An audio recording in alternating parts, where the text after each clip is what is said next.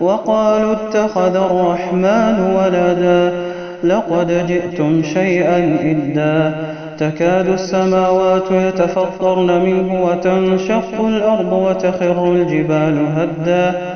أن دعوا للرحمن ولدا وما ينبغي للرحمن أن يتخذ ولدا إن كل من في السماوات والأرض إلا آتي الرحمن عبدا لقد أحصاهم وعدهم عدا وكلهم آتيه يوم القيامة فردا